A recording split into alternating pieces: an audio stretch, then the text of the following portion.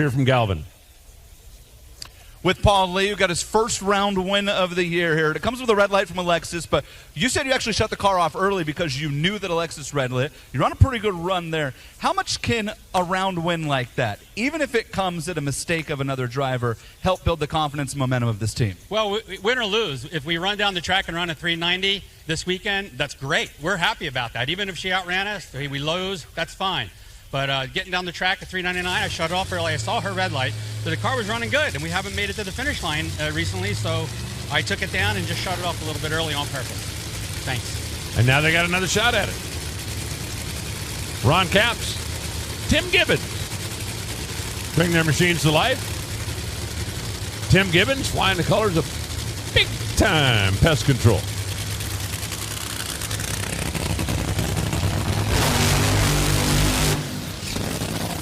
Well, if he wants to be big time here,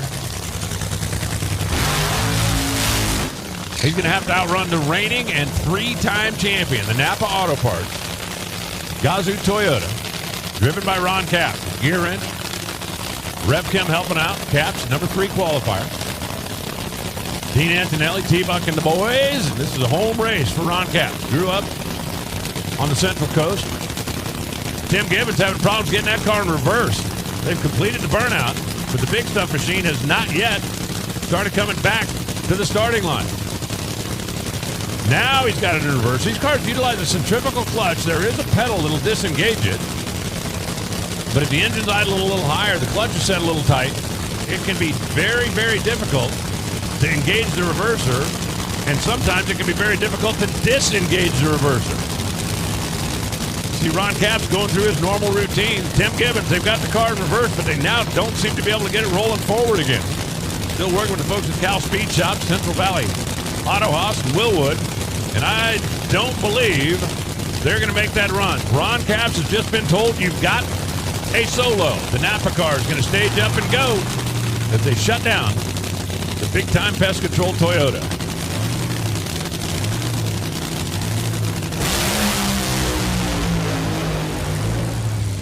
Ron hazes the tires out there at 300 feet, and that's just heartbreak for Tim Gibbons.